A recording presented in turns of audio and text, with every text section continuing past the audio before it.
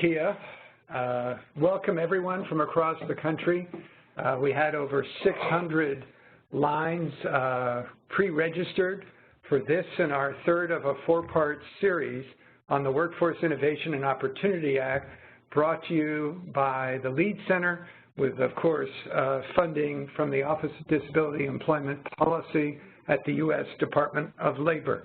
I will be the moderator today, and we have several outstanding speakers who are going to be with us. Jennifer Kemp, who is the Unit Chief for Youth Policy and Performance, Employment and Training Administration, Division of Youth Services, U.S. Department of Labor, and she will be joined by Rhonda Basha, Supervisor of the Youth Team at the Office of Disability Employment Policy, also from the U.S. Department of Labor. We will be later joined by a team from the state of Minnesota, Larry Eisenstadt, the Youth Program Coordinator for the Minnesota Department of Employment and Economic Development, and Elisa Klein, the Transition Specialist, Division of Vocational Rehabilitation, the Minnesota Department of Employment and Economic Development. I want you to know that this webinar is a part of the National Center on Leadership for the Employment and Economic Advancement of People with Disabilities, or known by its acronym, the LEAD Center. It's a collaborative of disability, workforce, and economic empowerment organizations led by the National Disability Institute with funding from the U.S. Department of Labor's Office of Disability Employment Policy. This, as I mentioned, is our third webinar in a series. The first webinar was looking at the law from a broad disability perspective. The second webinar was focused on unified state plans and the planning development process. This one today focuses on youth services, and there will be a fourth one in a few months that will focus on Section 188, equal opportunity and protection against discrimination. We do believe we are going to add a fifth segment to this wonderful series that is going to focus on financial literacy, a new component of the Workforce Innovation and Opportunity Act, both for youth and adults who are job seekers with and without disabilities. But more will be coming to you in the future about that. Let me turn it over to Nakia, who will tell you about some of the specific logistical issues about listening to this webinar. Thank you, Michael, and good afternoon, everyone. The audio for today's webinar is being broadcast through your computer. Please make sure that your speakers are turned on or that you have your headphones plugged in. You can control the audio broadcast via the audio broadcast panel, which you see a picture of here below. And if you accidentally close this panel or if the sound stops, you can reopen the audio broadcast panel by going to the Communicate menu at the top of your screen and choosing Join Audio Broadcast. If you do not have sound capabilities on your computer, or if you prefer to listen to the webinar by phone, you can dial the toll or toll-free number you see here and enter the meeting code. Please note that you do not need to enter an attendee ID, and I will also paste this info into the chat box. Real-time captioning is provided during this webinar. The captions can be found in the Media Viewer panel, which appears in the lower right-hand corner of the webinar platform. You may also need to click the Media Viewer icon in the upper right-hand corner if it's not already open. If you would like to make the Media Viewer panel larger, you can do so by minimizing some of the other panels like chat or Q&A. And conversely, if you do not need captions, you can go ahead and minimize the Media Viewer panel. Time permitting, we will have a question and answer session at the end of the webinar. We have a pretty full agenda today. You may send questions that you have during the course of the webinar to me, either using the Q&A or chat box. You also may send them to me directly by email if you're not logged into the web portion, and my email address is nmatthews@ndi-inc.org. Please note that this webinar is being recorded and that the materials will be placed on the LEAD Center website at the URL you see here, or you can just go to leadcenter.org and search for this webinar. Finally, if you experience any technical difficulties during this webinar, please use the chat box to send me a message, or you may email me at nmatthews@ndi-inc.org. And I will turn it back over to Michael. Thank you, Nakia. And again, let me welcome all of you from across the country. This has been an outstanding webinar series. We're glad you're joining us today, and hope you will also look at the many wonderful resources available from the LEAD Center at leadcenter.org by finding us online. I want to turn first, before we turn to our panelists, to Christopher Button, who is the Supervisor, the Workforce Systems Policy, U.S. Department of Labor, Office of Disability Employment Policy. Chris? Thank you, Michael. We are really excited to be here today for this next in a series of the LEAD Center's WIOA webinar. We are particularly excited because many of you know that next month in July is the 25th anniversary of enactment of the Americans with Disabilities Act. And it's very appropriate as we wind up 25 years and look forward to the next 25, that we are also looking at the exciting changes that were made through enactment of the WIOA in terms of transforming the public workforce system, particularly around young people and youth. Young people and youth are not only our future workers, but they are future leaders within the disability community. And so this webinar today provided an opportunity for us to partner across programs and teams here at Labor, not only with our ODEP youth team led by Rhonda Basha, but also with ETA's youth office led by Jennifer Kemp. We are really excited about all the speakers today and about hearing what these important changes mean in terms of increasing integrated competitive employment for your youth with disabilities. So thanks, Michael. Thank you, Chris. And let me, before I dive in for us on a first set of slides, again, let me just share with you, for those of you who are not familiar with the LEAD Center, we're in our third year of funding from ODEP. Our mission is to advance sustainable individual and systems level change that results in improved, competitive, integrated employment and economic self-sufficiency outcomes for individuals across the spectrum of disability.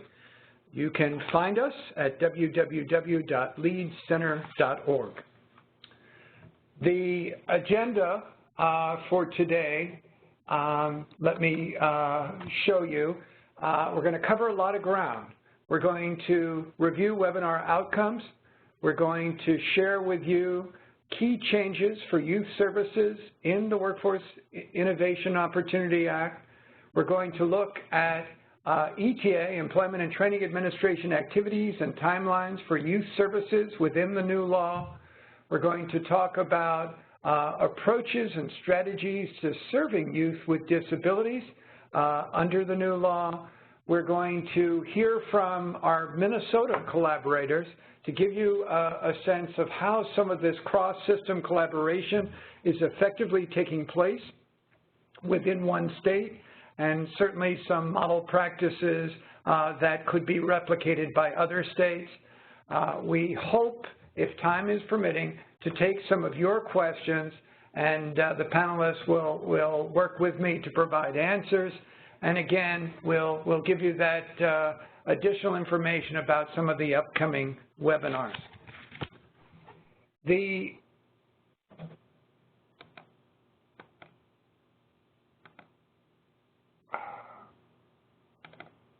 webinar outcomes, just three, sort of give you the big picture. You're going to learn about Workforce Innovation Opportunity Act youth services from a disability perspective.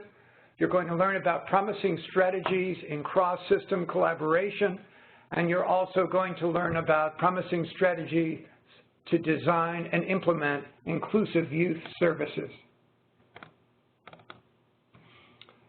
I will be our first presenter today, and what I wanted to do to start us off with really looking at what are 11 things you need to know, regardless of what your role is, about WIOA Youth Services. You could be a workforce development professional. You could be working for an employment service provider agency that focuses on supports to people with disabilities.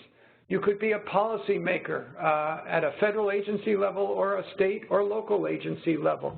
You could be an employer. There are a lot of related stakeholders, and I thought what might be helpful to start us off, here's 11 key things you want to know. So the first one is that funds are targeted from the federal level flowing to states for both in and out of school youth to assist in educational and career development. Now this is a new part of the law.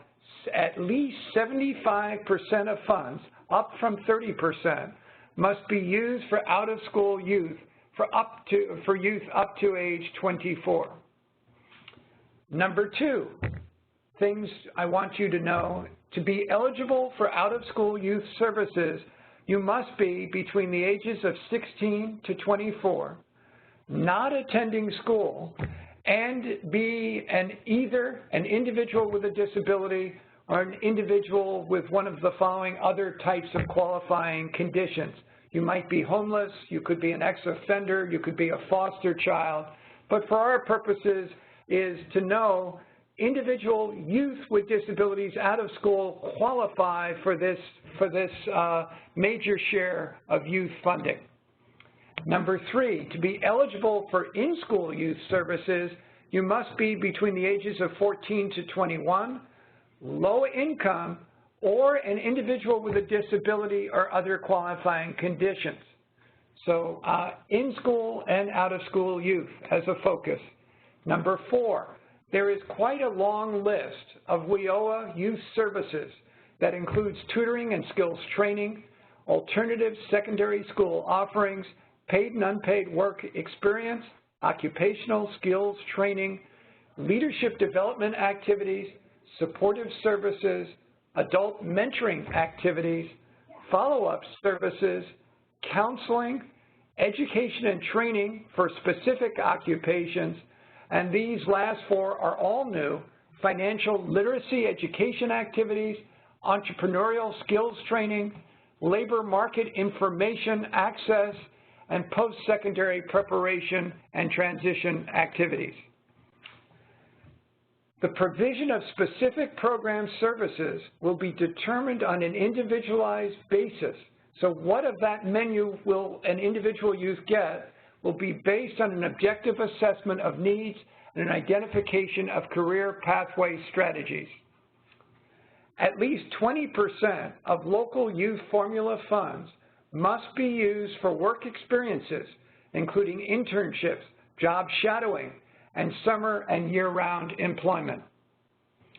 WIOA requires that 15% of funds that are going to the vocational rehabilitation system must be used for transition services, including work-based learning experiences with the VR system, the school system, and the local workforce development programs working together to provide specific transition activities. Youth core indicators of performance focus on specific outcomes for participants: achievement of recognized post-secondary credential, high school diploma, or employment, median earnings in unsubsidized employment, and percentage of participants who are in education or training activities or in unsubsidized employment during the second and fourth quarter after exiting from the workforce development system programs. Now, this is a major change. Local workforce development boards may designate a youth standing committee. It used to be mandatory, but now it is an option. We hope most workforce development boards will still establish or continue a youth standing committee to assist with the planning and implementation guidance that involves community-based groups with a record of success in serving eligible youth, including youth with disabilities. Number 10, State and local plans must describe how access to services will be expanded, particularly for eligible youth with barriers to employment, which includes youth with disabilities. And then the final item for 11 things I want you to think about and know about the new law is there are, for the first time, a limit on conditions for sub-minimum wage work for individuals 24 or younger, only upon the completion of each of the following actions. The individual youth has received pre-employment transition services, has applied for and been rejected by VR as ineligible for services, has been provided career counseling and information and referrals to other public programs that allow the experience of competitive integrated employment, and has been working towards an employment outcome for a reasonable period of time without success.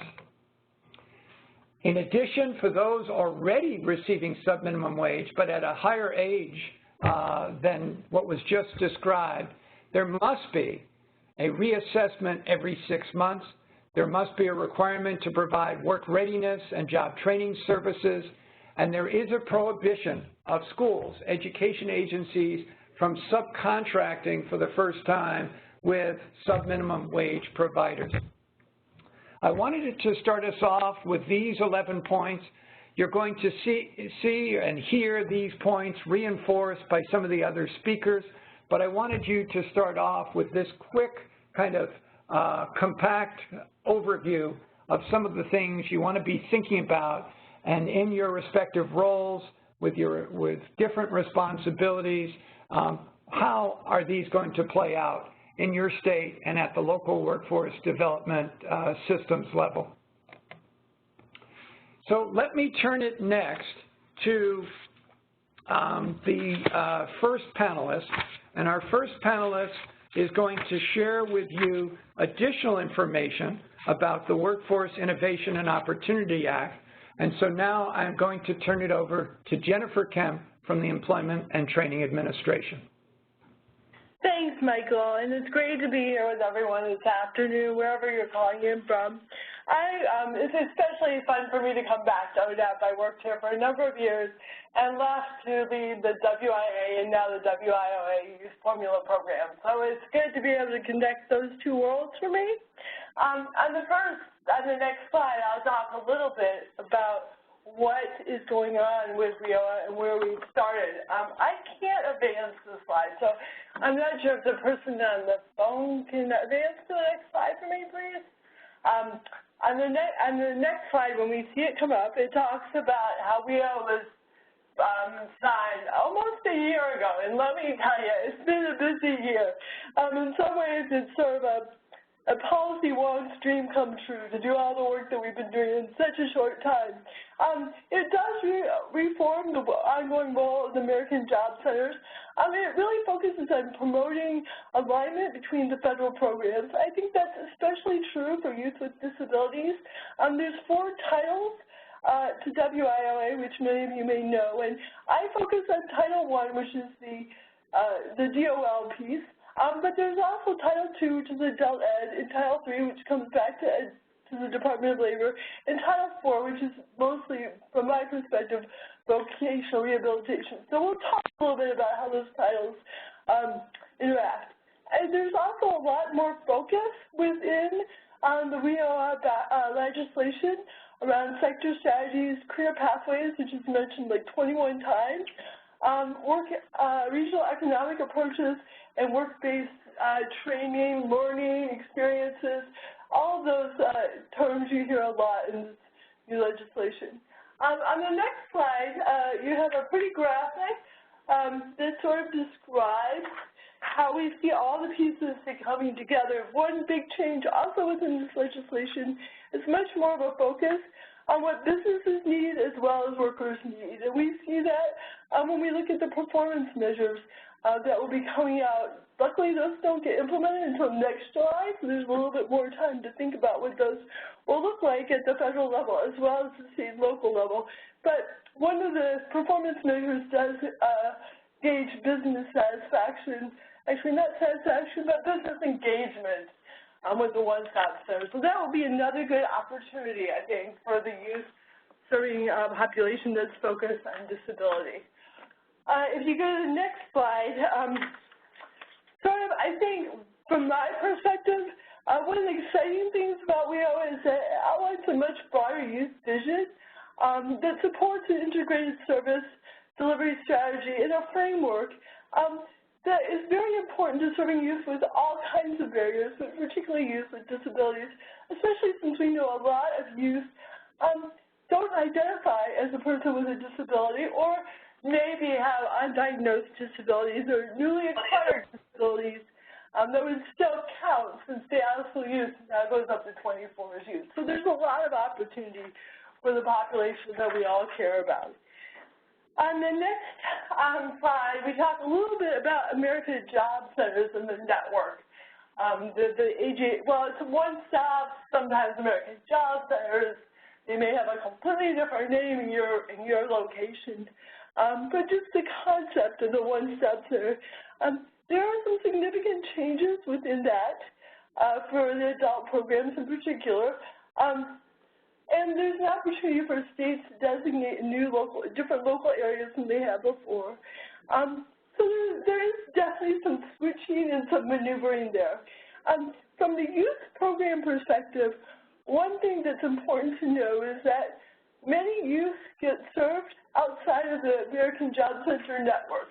As Michael said, the funding goes from the federal level to the state level to the local level, and frequently at the local level, the service are provided to contracted entities that often operate outside of the one-stop location. And that's because a lot of youth, to walk into a one-stop is actually kind of boring and dry, and they would much rather receive their services or experiences in an atmosphere that's more conducive to youth learning and youth engagement and youth work. So just to know that while the one-stop is a good place within your local area if you're trying to figure out how to connect with youth service providers who receive WIOA funds, a lot of these may not actually be served at that one location.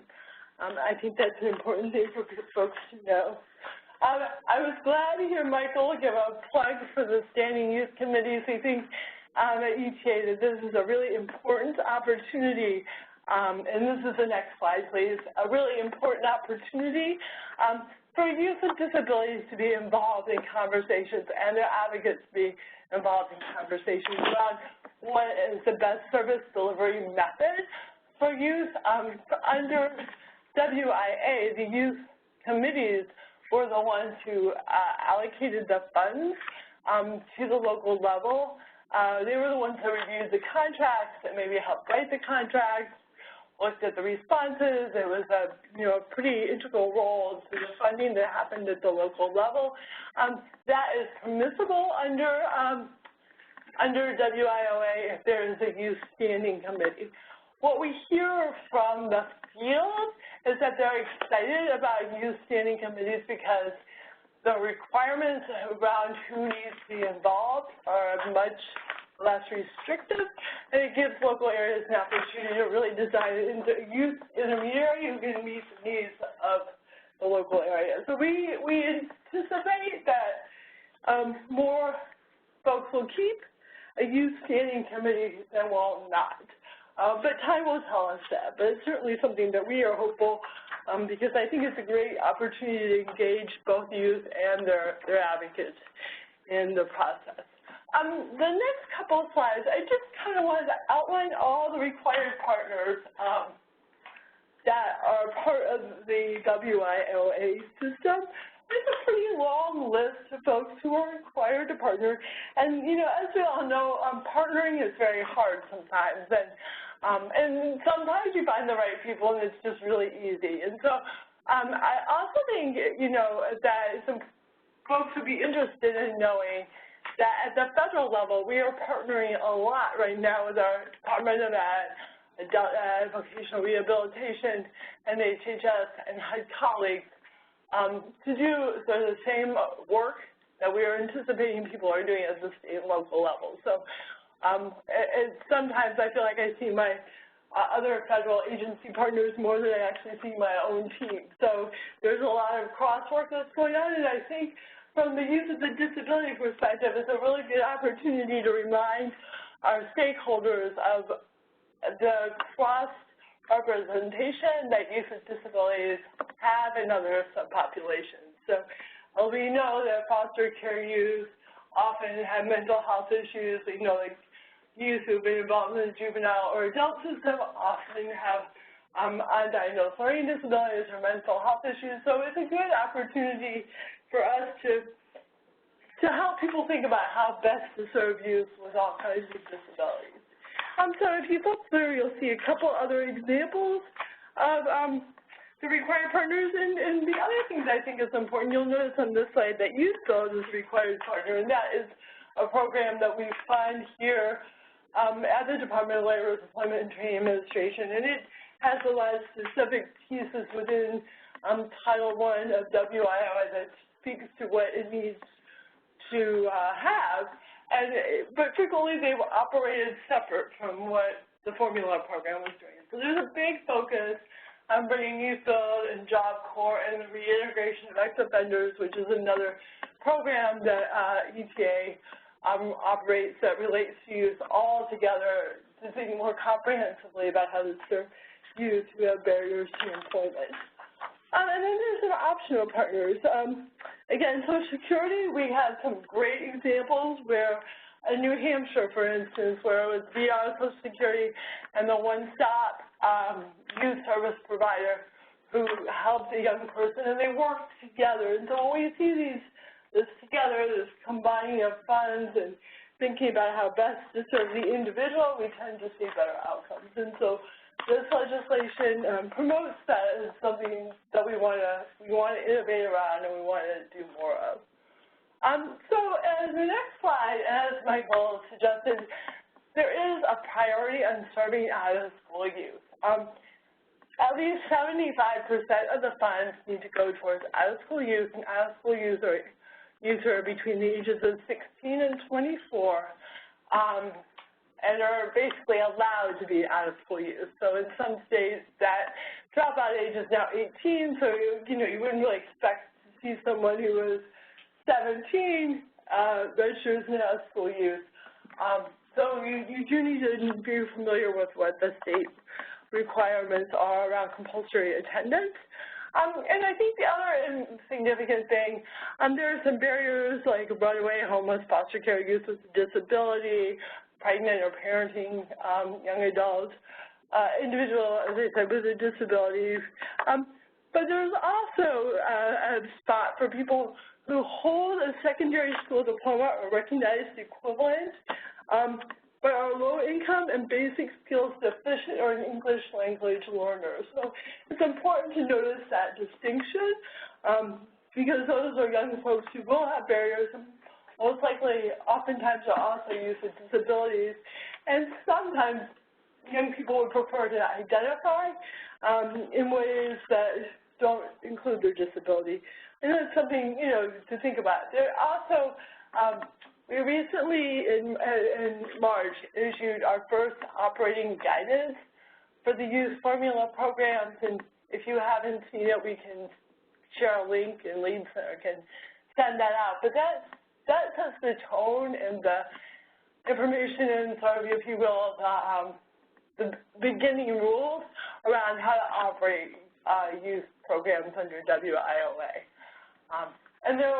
So that will give you a little bit more information around the 75% out-of-school youth requirement. And similarly, it gives you some more information around the in-school youth requirement. So in-school need to be between 14 and 21. 75% has to be spent on out-of-school youth. And I think it's also important to focus on the expenditure rate, not the number served. So for in-school youth, there is no minimum or maximum, minimum requirement. So a state could choose to serve primarily out-of-school youth and spend not much money on in-school youth. But the most that they can spend is 25%. Now, that being said, they are still required to partner with, well, somehow reach in-school youth. So in my mind, that includes partnering with folks like special ed programs or other in-school programs to provide them with information like labor market information, courses on how to look for a job. So there's still a requirement that they work and connect with in-school youth, but their expenditure rates are very different than they have been in the past. And similarly, the income, the eligibility requirements are similar for in-school and out-of-school youth in most cases. And what I mean by that is if you're a youth with a disability and you're in school, or if you're pregnant, or if you're in foster care, or if you're involved in the juvenile justice system, it's similar.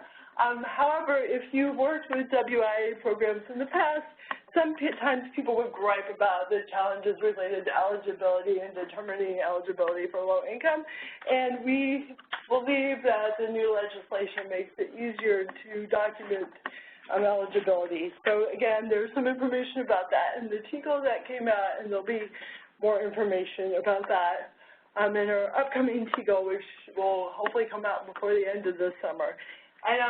I throw around acronyms like crazy, so TEAL is a technical training employment guidance letter, and so that's kind of what we consider our rules before we have the final. Before we have the final rule, it's our rules for this. The next slide talks about the priority on work experience, and again, Congress gave us a priority to spend 20% of the funds on work experience. And so what this looks like and what this means, there's some guidance or some information about that in our guidance.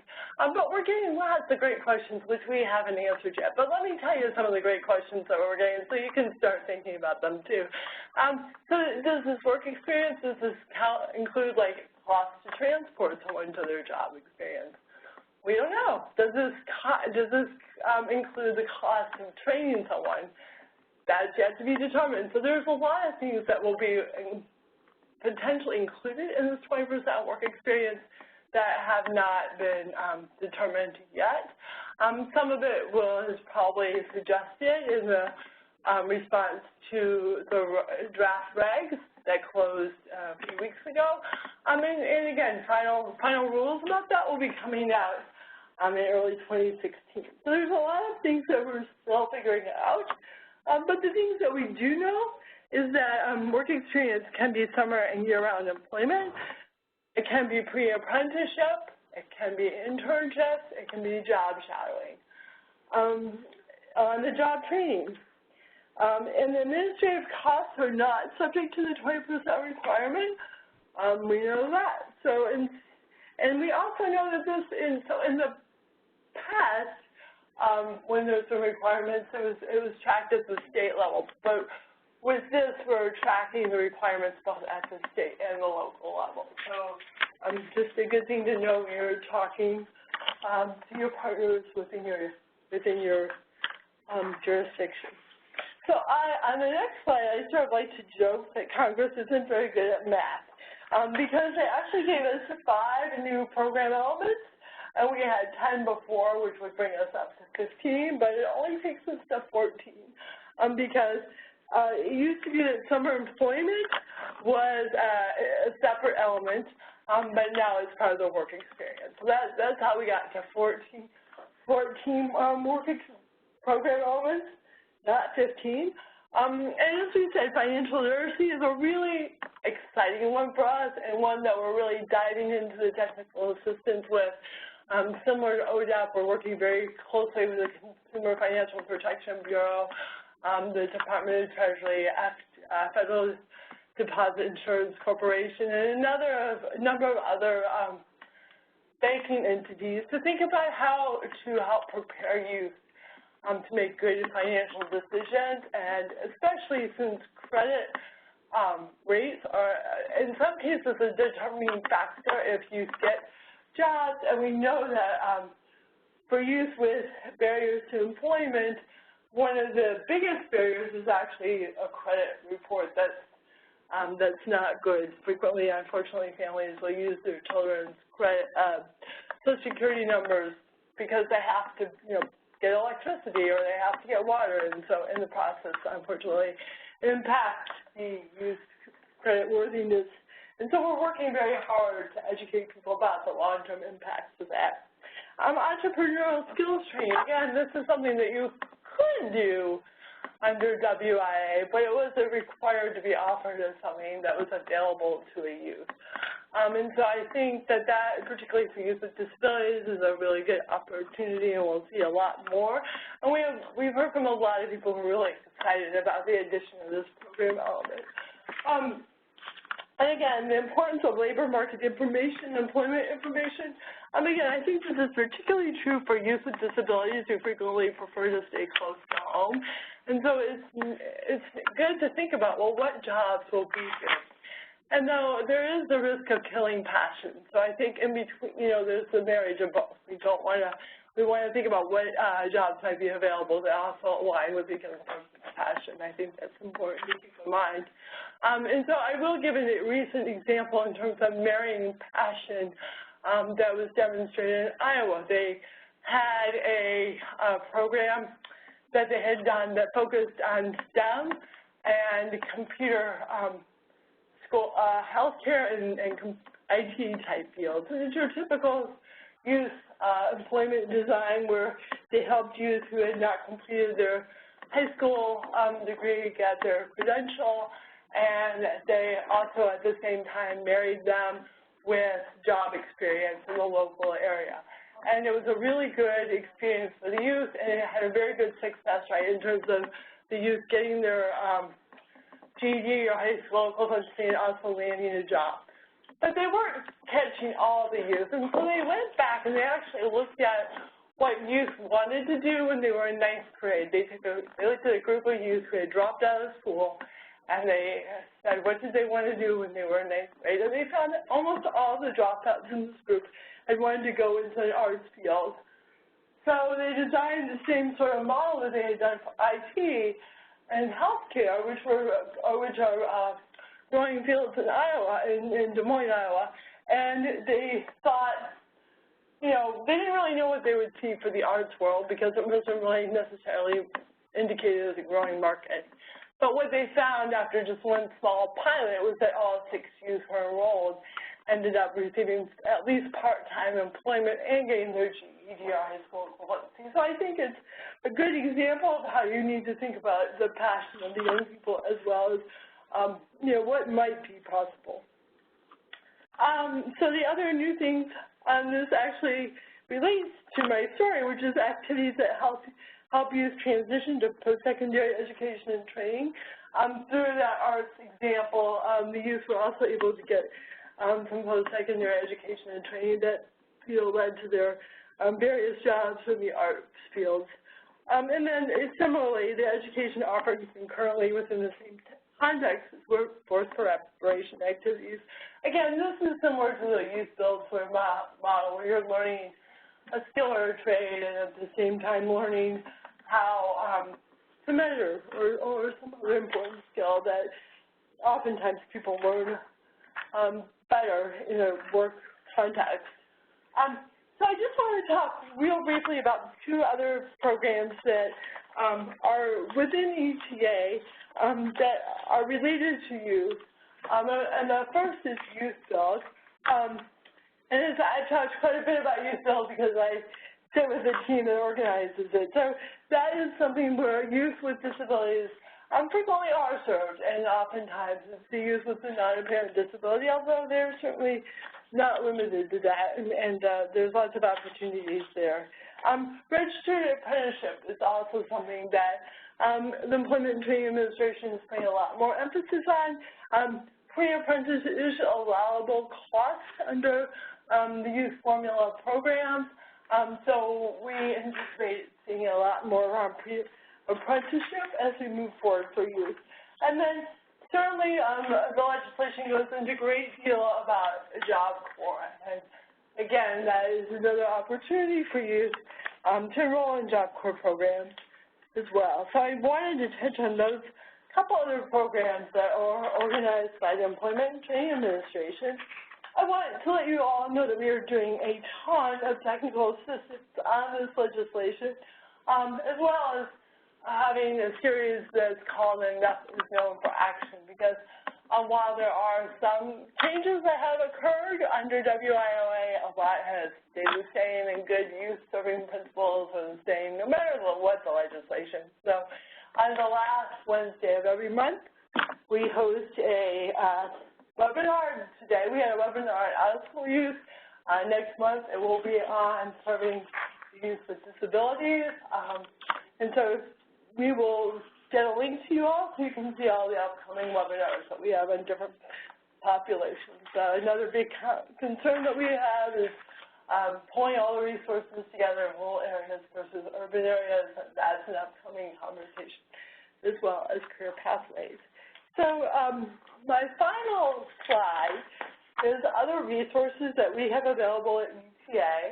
Really, if there's anything you want to know, if you want to see any of the guidance coming out, if you want to know about any of the opportunities we have for technical assistance, anything, that first bullet, that first link for the WIOA resource page is the best place to go. It really should be your first look for all the guidance that we have put out. And I've also included links for the Department of Education's Rehabilitation Services resource page, as well as the adult ed OCTAE with the Department of Education's resource page. So with that, I am going to turn over to Rhonda. Good afternoon, everybody.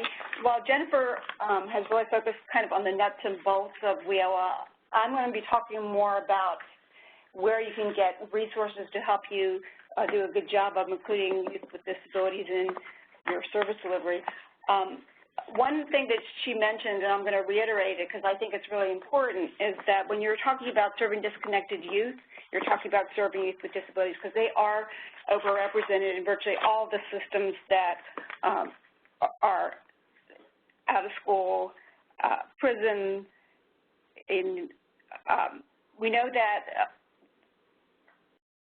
students with disabilities drop out at about twice the rate of their peers, with the kids that have emotional disturbance having the worst outcomes. Their arrest rates are extremely high, between 20 and 43%, and usually they have at least one identified education disability, frequently learning disabilities. Of those in child welfare systems, a lot of times they will have multiple disabilities. 90% have some health problem, 55% have 2 or more, 25% have 3 or more chronic health conditions, 30 to 60% have developmental delays, 50 to 80% have mental and behavioral health problems, and 30 to 40% receive special education services. As Jennifer mentioned, though, a lot of these people either have undiagnosed disabilities or they choose not to disclose. And because of that, next slide, please. We have approached service delivery from a universal design framework that we call the Guideposts for Success. The guideposts are a research-based policy and practice framework that delineates what all youth, including youth with disabilities, need to succeed. And we have done, in addition to the general guidepost, which tells you what you need to do in each of these categories. Next slide, please. We have done specific guideposts. Next slide, thank you, related to serving youth, including youth with disabilities in the foster care system, in the juvenile justice system, youth that have mental health problems, and youth learning disabilities. And if you go to those documents, there's a wealth of information and a wealth of examples that you can use in your service delivery. Next slide, please. I also wanted to make you aware about something that I was not aware of until after WIOA passed myself, and I've been doing this for a long time. The National Dropout Prevention Center for Students with Disabilities has a number of resources that are focused on serving out-of-school youth with disabilities, and that is their URL. If you could go to the next slide, please. What this resource talks about the fact that students with disabilities, like other students, drop out for a multitude of reasons, and it's really, if they get too far behind, it's unlikely that they're going to be able to go back through the normal pathways. So you have to be creative in how you think about serving them Growing number of school-college partnerships are being used. Next slide, please. And then there's a multitude of other types of service delivery reentry options. And if you look at these, you see none of these are really disability specific. They really are things that you could use in serving all youth. Alternative schools and charter schools, adult high schools where students can attend in the evenings to acquire credits for the high school diploma while co-enrolled in the regular high school, adult high school and adult programs where they get credits for life experiences, adult education centers where they get their high school diploma through self-paced classes, career and technology centers where they can earn a GED and enroll in career training program and earn credits towards college, online programs, GED programs on college campuses, and collaborative GE career training programs. Next slide, please. Many students who do drop out, they don't really realize that there is a way to re-enroll. And so it's really important that as you're trying to figure out how to get these students, and given your 75% requirement now, where to find them, you're going to have to do some direct outreach, truthfully. It's important to advertise and to contact the youth directly, and here are some strategies: phone calls and text messages, letters personalized to students asking them to return to school, home visits where personnel and volunteers visit the homes of the out-of-school youth and encourage them to return, social networking sites where school personnel friend students on Facebook to share information with them about reentry programs, sharing information between the school and the districts of the students who are at risk of dropping out, and collaborating with community-based organizations and youth-serving organizations. Next slide, please.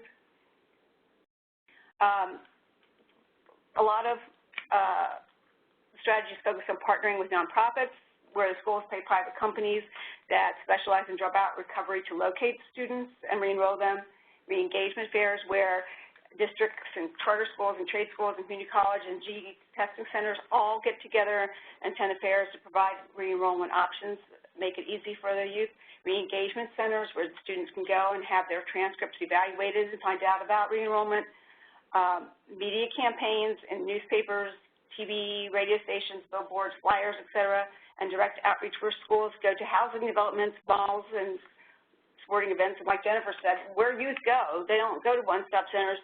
You have to go where they are. Next slide, please. The document that I gave you the link for has a multitude of promising practices, but I thought I'd highlight this one in particular because it actually has some things, other things that we as ODEP have been involved in for a couple of years. Richmond Public Schools Dropout Prevention Initiative, the superintendent and the mayor actually go door to door and try to get the dropouts to come back in school. Pretty high level outreach.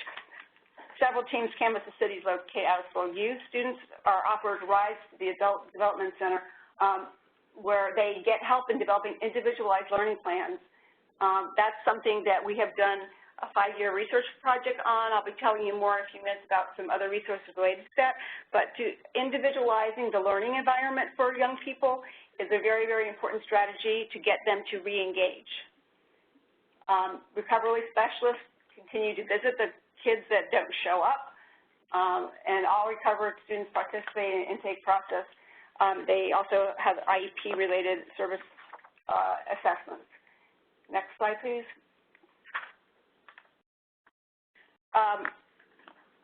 The Dropout Prevention Center, in addition to reentry information, also has information on what works for dropout prevention. And fortunately, what works for youth with disabilities is pretty much what works for all youth.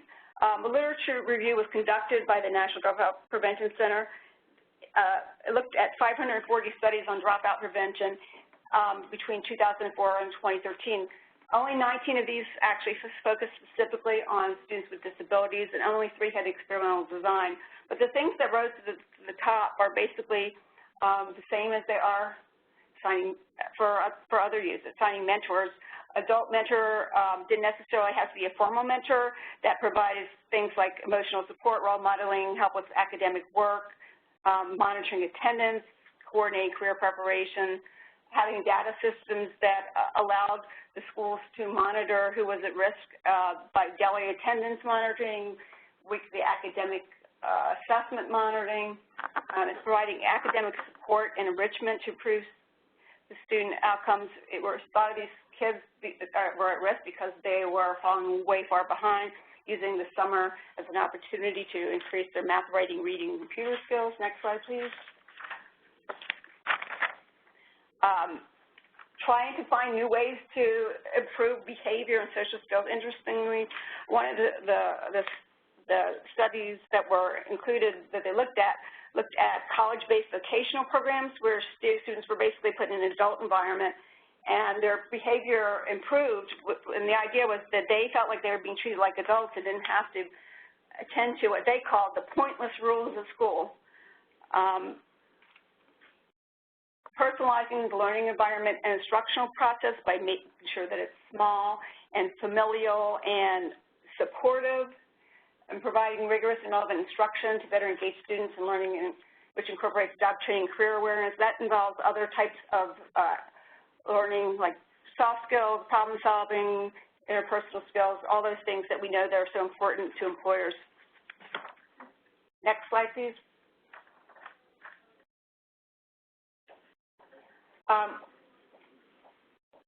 WIOA has a very strong focus on career development, and we've done lots of work in career development through our ILP-related research. And we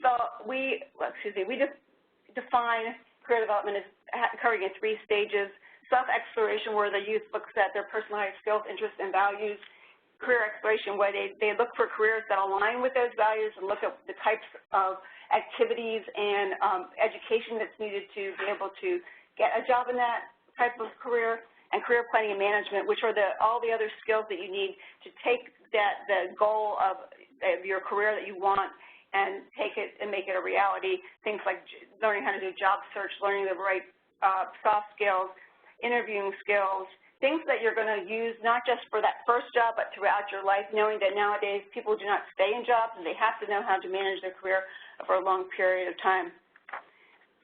Next slide, please. We have a ton of resources. As I mentioned, we did this big research on individualized learning plans. This ILP guide that we have goes through all of the different stages of career development and provides a multitude of exercises that you can do. They are inclusive, so again, universal design. We have a brief on using career interest inventories, dealing with the first and the second part of career development, and career exploration and action. Innovative strategies brief that contains a ton of specific examples, primarily more from the education, but also from workforce development that you can use directly in your work. Next slide, please. We also have a soft skills curriculum that ODEP developed called Skills and Pay the Bills. It is fun. It is innovative. It is something that has pretty much been used by all ages, even though it's really targeting young people. It's been used by employers. It also has an accompanying video series and a user guide that can help you in your service delivery. Next slide, please. Next slide, please.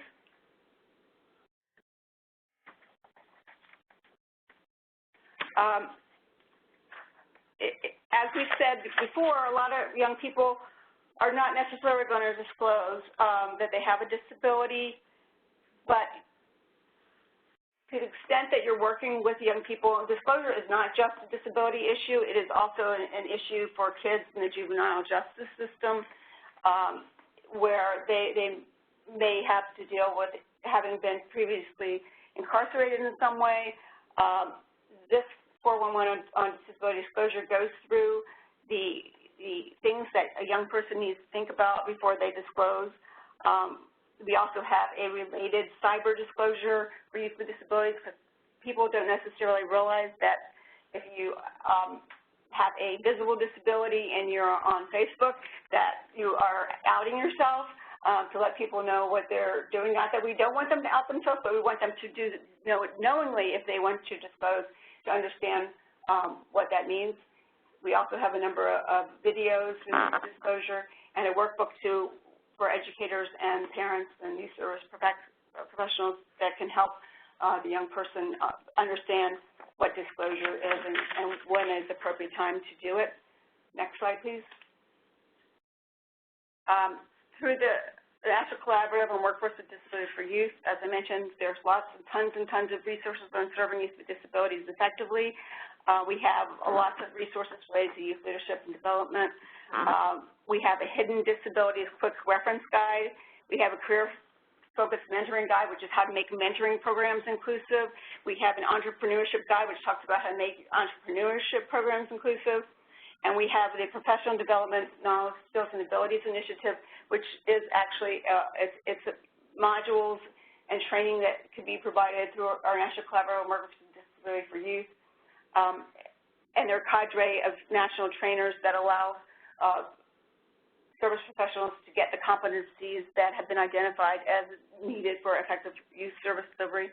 And we have an innovative strategies database, which you can go and you can look up any of the components of the guidepost and find a multitude of examples of real ground work that's been done that you can then reach out to the organization to find more. But there's a lot there already.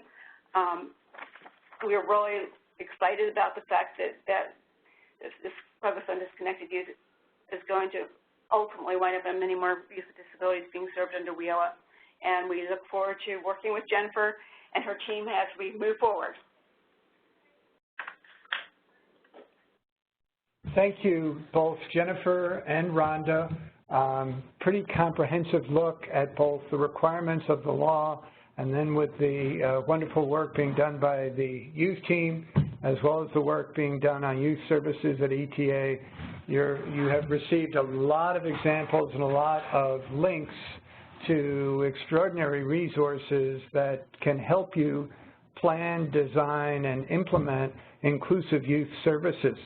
We want to next turn to our panelists from the state of Minnesota.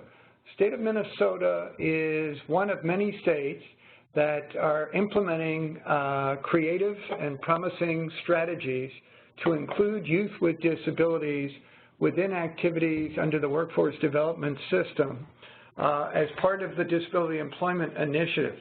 And to understand a little bit more about what they're doing in the state of Minnesota, I believe I'm going to be calling on Alyssa Klein. Alyssa, are you there? Yeah. Hello? Hello? Alyssa? Yes? Larry? Okay. Are you ready? I think Larry goes first. I think I'm going first. Okay.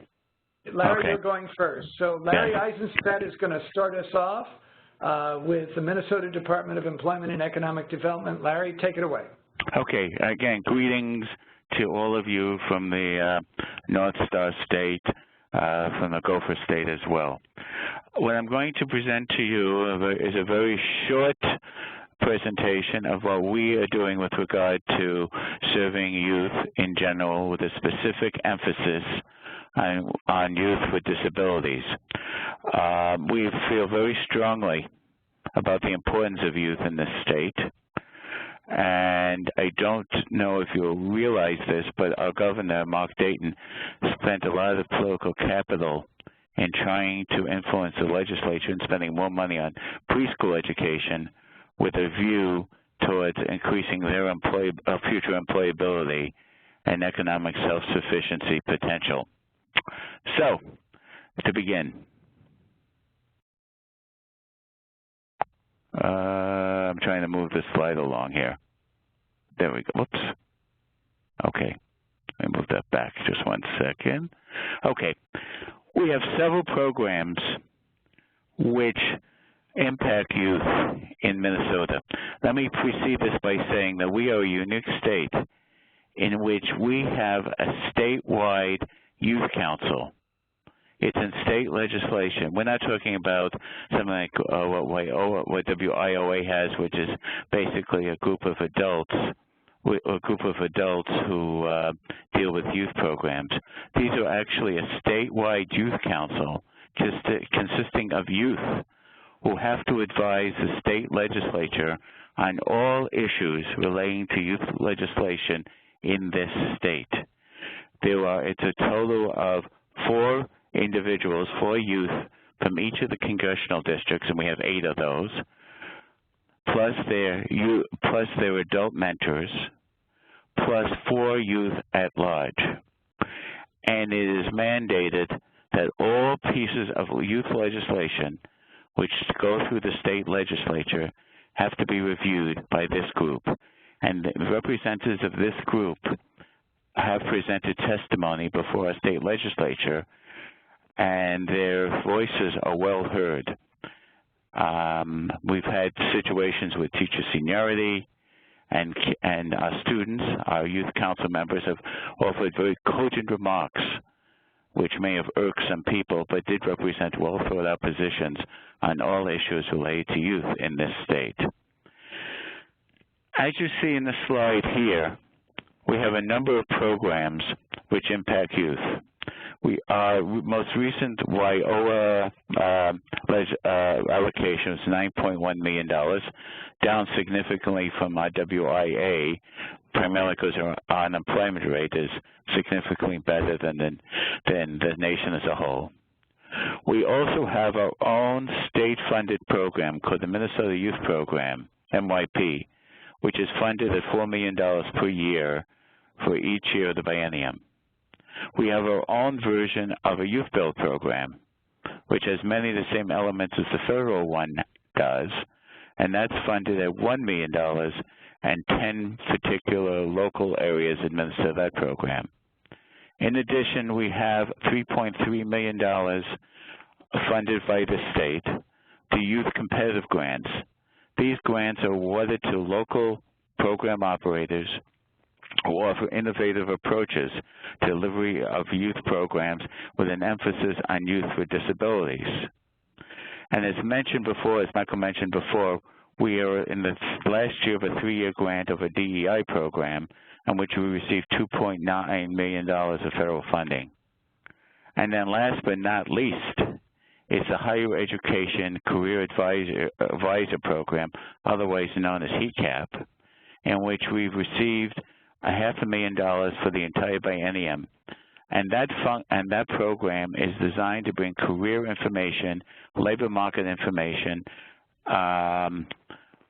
up-to-date data to our students in this state.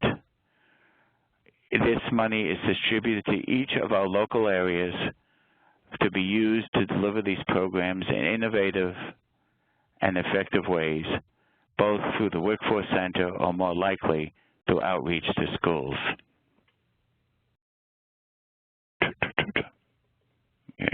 Here. Just one second. We are particularly proud of the service we do to youth with disabilities. As you can see by this chart, we serve a high percentage of youth with disabilities. And in analyzing the statistics, we happen to be on the top 2 or 3 states in service to youth with disabilities. Our service delivery structure is that we divide it into 16 workforce service areas covering all 87 counties. 5 are in the Twin Cities metro area and 11 are outstate. We have a WIB in each WSA, and each particular area has some sort of youth standing committee. We are formulating relationships between the youth standing committees and the youth council, the statewide youth council I mentioned previously, so that the members of the youth standing committees have a perspective of what the youth in their particular area want and see as important. As I indicated, that there were 4 specific youth representatives from each of the congressional districts in this state, and therefore each of these WSAs has their own particular representatives. This has been emphasized before about the out-of-school youth, about 75% of youth funds. As was indicated before, they can't be attending any school, and we need to define what the word not attending is. Much of that is obviously going to be state-derived with advice from the Department of Labor. They have to be ages 16 to 24, and they have to meet one or more additional conditions. One of the key components of this particular youth eligibility criteria set is the fact that ABE students are to be considered OSY, out-of-school youth. We are forming relationships with ABE providers throughout the state, and they are seeking ways of offering their input into delivery of youth programs in this state. We just met with them last week, and all of the regional coordinators of ABE indicated a great willingness and eagerness to participate in WIOA planning.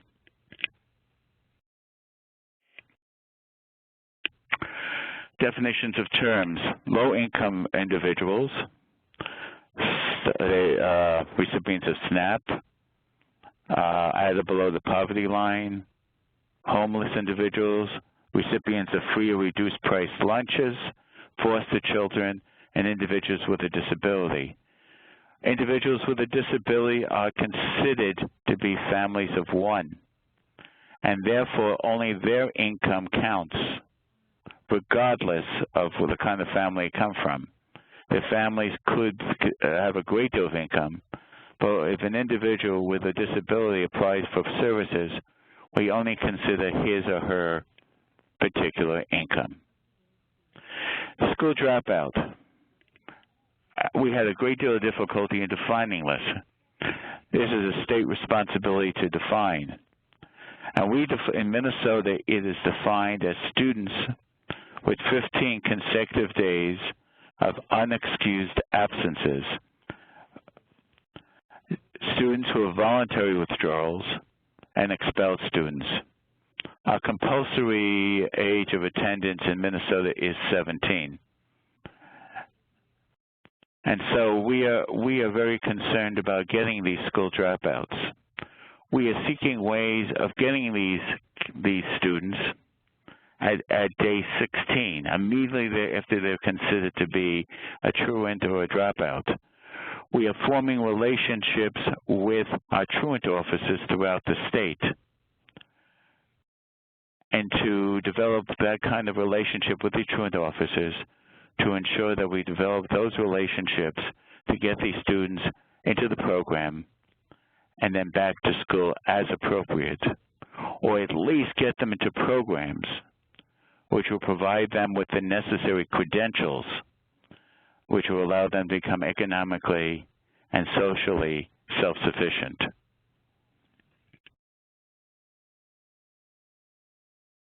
We talked about in-school youth. One of the key programs we have in this state, which is proven to be quite effective at dropout prevention, is something called Check and Connect. It is a program which was designed by the University of Minnesota, and it is put into effect with great effectiveness with the Minneapolis Public Schools. They've been able to utilize this Check and Connect program, enabling kids to continue in the school system. This program basically involves, as we talked about, a mentor who checks in on these kids to ensure that they're attending school, to ensure that they're doing their homework, ensure they don't get into the 15 drop rule. And this has been evaluated in many ways and many times, and all the evaluations which come back indicate this is a very effective tool in preventing dropouts. And I would actually recommend this for other school districts as well. We talked about the new program elements under WIOA. In terms of financial literacy, our local areas are working with banks, credit unions, are working with organizations which have stepped forward to provide that kind of training. The entrepreneurial skills training has developed several kinds of programs We are working a great deal with junior achievement and other similar kinds of programs, enabling our kids to get a taste of what entrepreneurial is all about. We have in the past done those other 3 bullets, and the HECAP model, the Service to Provide Labor Market and Employment Information in the local area, is done a great deal through outreach to schools and through the HECAP program.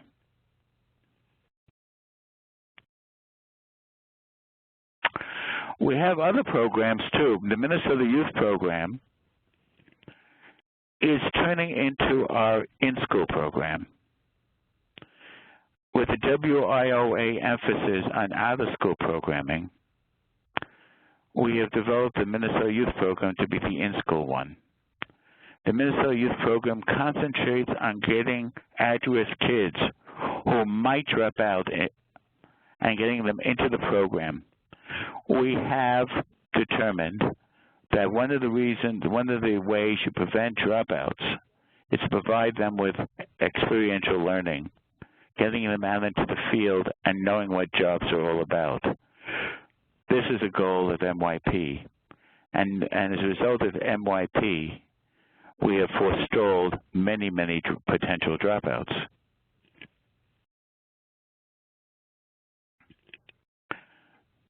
The Youth Build program, our version, as you can see there, is similar to the federal one, with a little Minnesota flavor. We also address at-risk youth. Primarily, we deal with youth who've had some contact with the juvenile justice system, who may be dropouts, but in any case are at risk of just dropping out of society in general.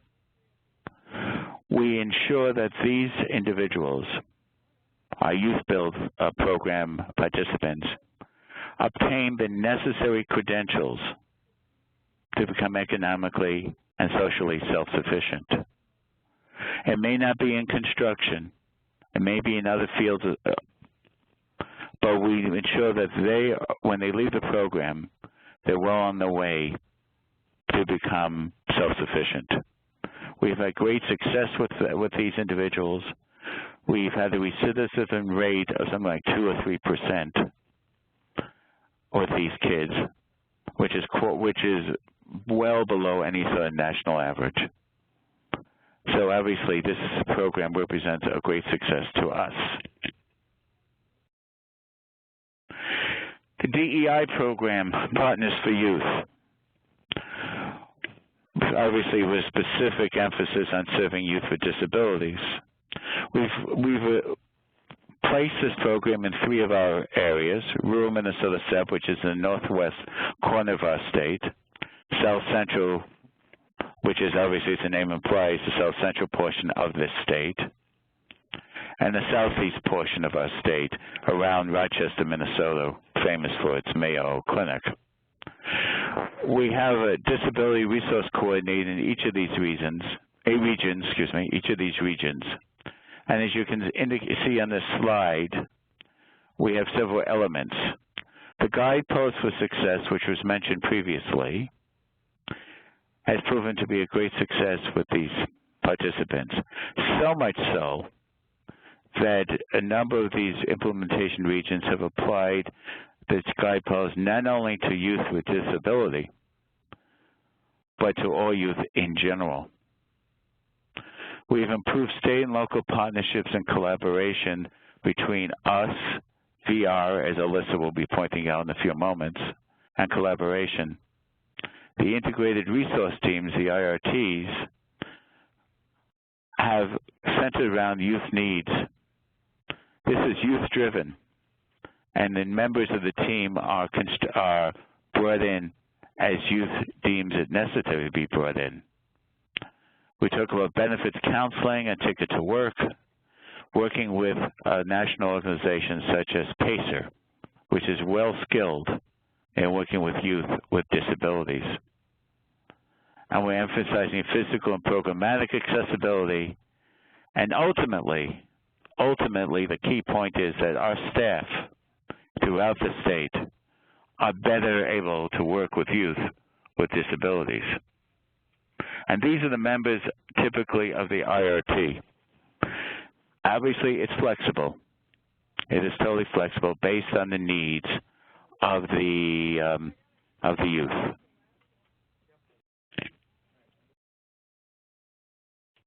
And this is us. We're a very small team. We're the Magnificent Five. And so please feel free to contact any one of us should you have any questions about what is going on. Alyssa? Okay. Can you hear me? Yep, I can. Yep. Okay. Hello, everybody. My name is Alyssa Klein, and I am the transition specialist for vocational rehabilitation services here in Minnesota.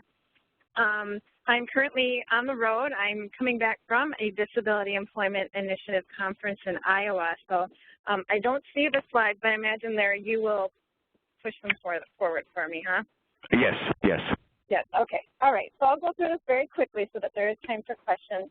My main message here is that vocational rehabilitation and our youth services providers on the state and local level have a great partnership together. Our VR program is administered out of the Department of Employment and Economic Development along with our Title I youth program. And then on the local level, VR is a full partner in our American Job Center, or here in Minnesota, our Workforce Center system. And because we're all housed together at the state and local level, the VR and workforce development programs are all set up to be collaborating together. VR in Minnesota has invested in serving youth with disabilities, of course, for many years. One thing we've done is to ensure we have a counselor assigned to every high school in the state.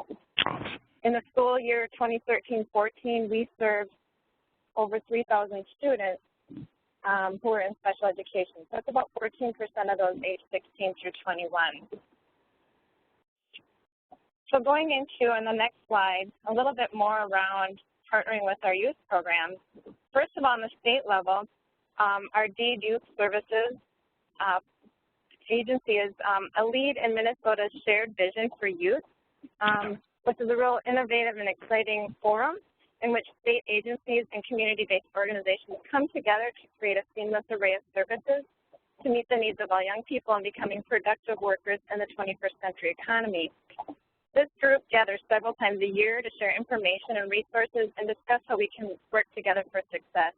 So we are sitting at the table along with all those partners and planning and strategizing together.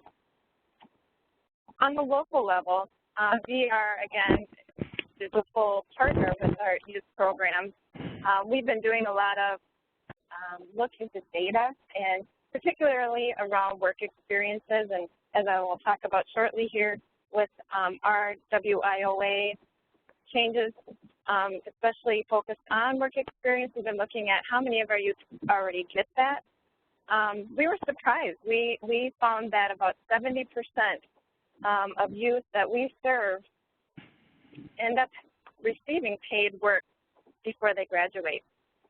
And of those, 18% receive those experiences from our WIA, or now WIOA, and Minnesota Youth Programs. So again, that just shows the collaboration there.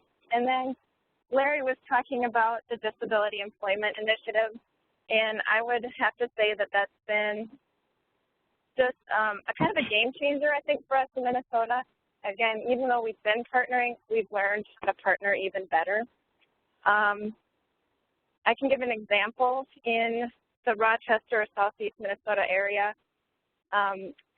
one of the pieces of feedback from schools and community partners was that they were confused. They didn't know the difference between our youth services out of the workforce centers and then the VR program. And so what they did is they created shared marketing materials and a schedule of shared presentations into the community and into schools. And this really made a huge impact. It not only brought more clarity for the partners in the community, but it really brought them working together more. They're often co-enrolling students. For instance, a student will receive a paid work experience through the youth provider, and then VR would provide the job coaching funds. And so they're always looking at creative ways that youth can be served together. In our northwest corner of the state under the CEI project, the staff of the youth services program became certified work incentive counselors. And so our staff had the benefit of being able to refer individuals that VR is serving for things like benefits education and planning, full benefits analysis, and other things like that. So what I've heard from our staff is our relationships with our programs out of the Workforce Center have increased tremendously. And even though our DEI grant is ending in September, that's going to have a lasting impact. The next slide.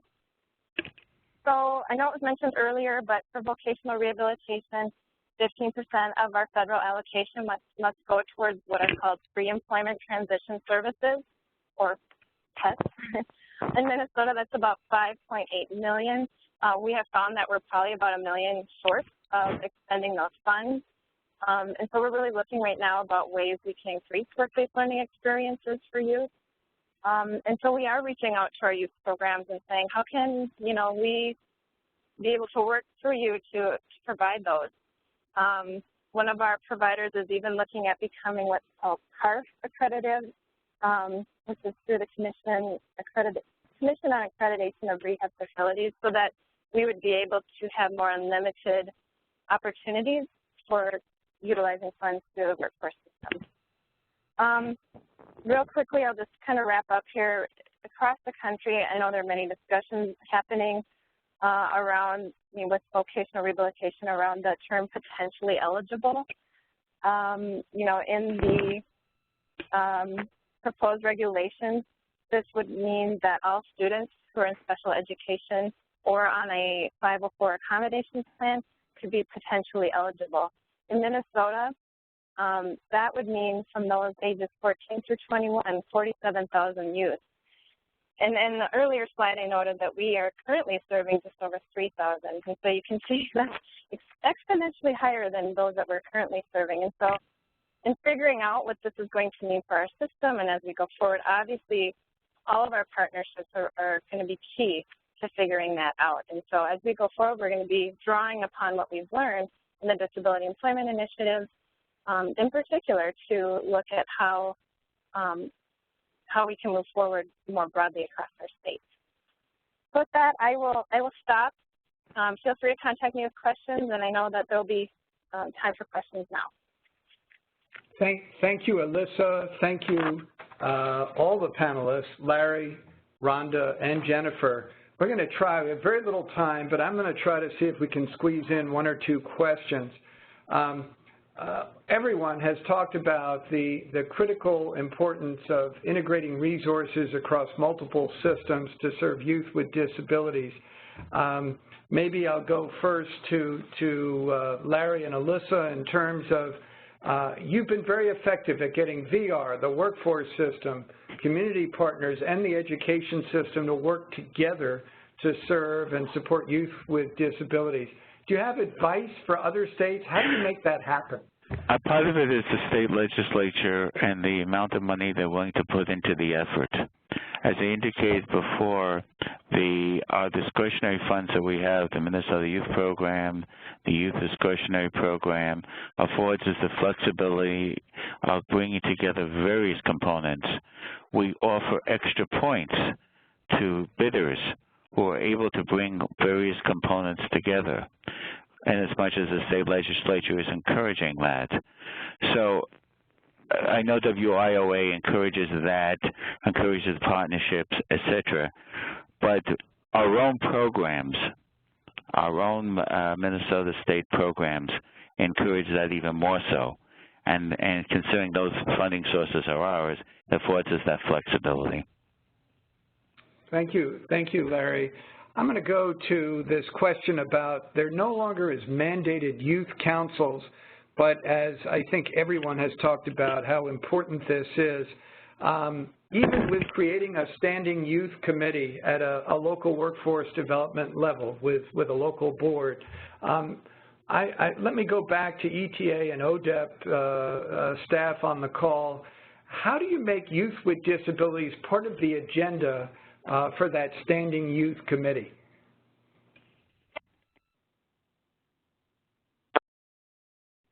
Part of the membership would be one way. I think that just recognizing that they are in all those disconnected youth populations and recognizing that you're going to have to address disability-related needs whether they have disclosed or not. I think that that just has to become the structure that you think about your service delivery. Okay, that was Rhonda.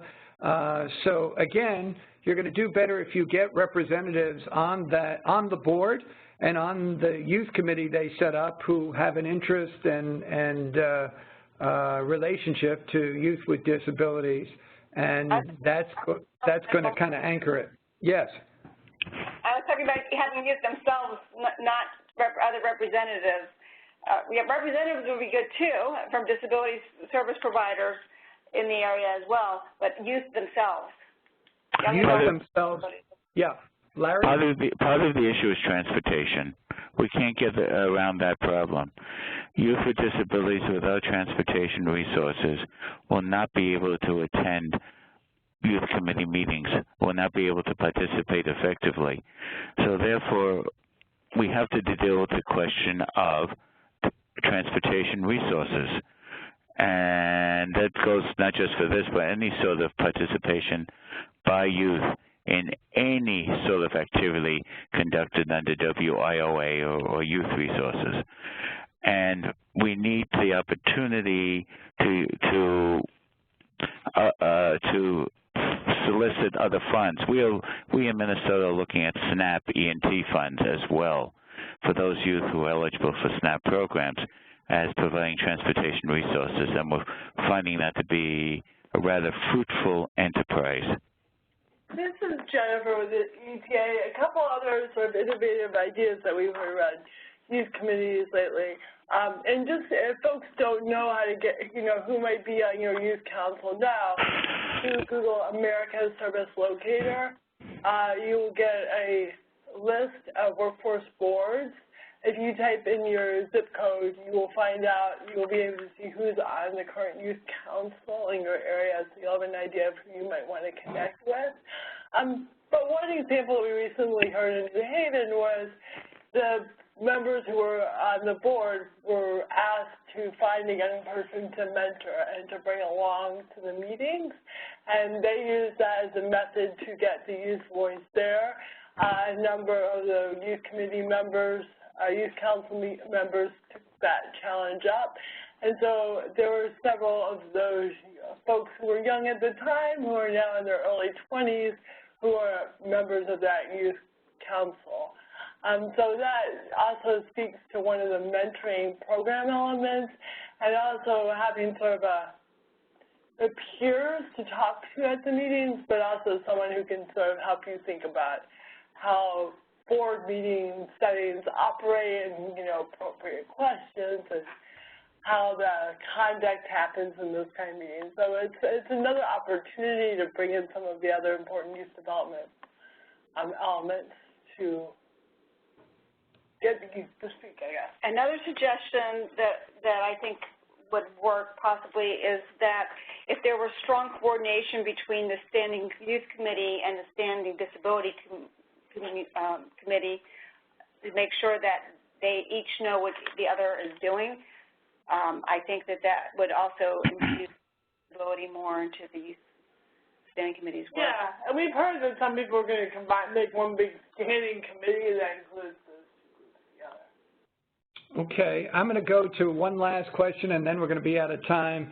And this is a challenge that was there for the 10 years plus under the Workforce Investment Act, but certainly remains a set of challenges in the future with the new law, and that is how do you build a better bridge between the youth services and the other facets of the law which are focused on adult job seekers? Any thoughts and suggestions?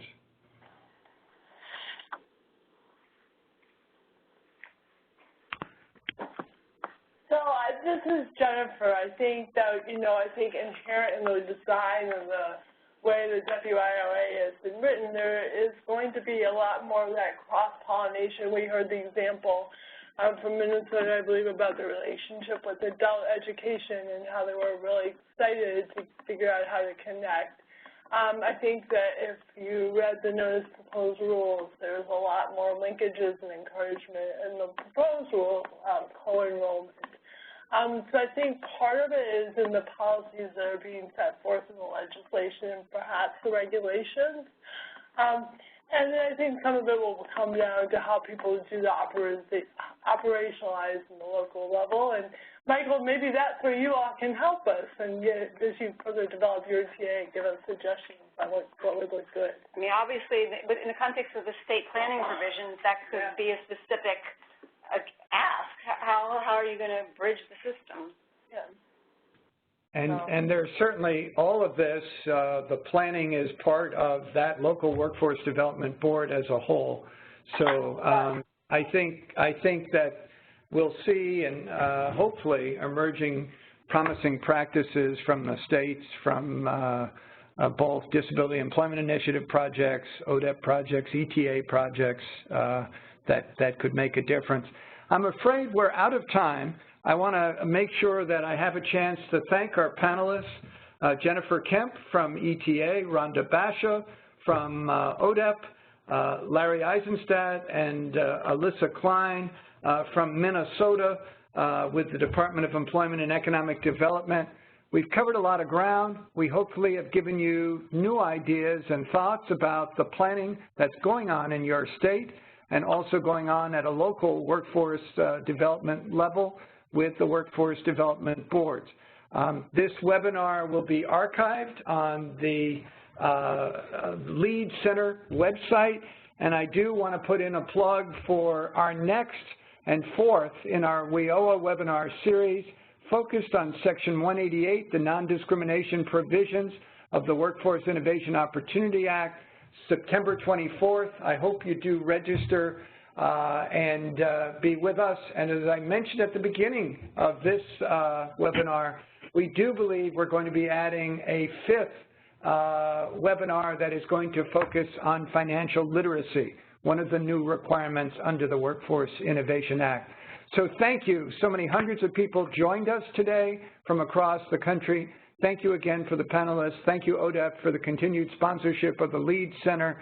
And please do visit leadcenter.org website for additional information. You'll find the PowerPoints today will be there, and there were many, many links and suggested resources that could be of great help to you in your planning and future design of inclusive youth services from both the state and local level.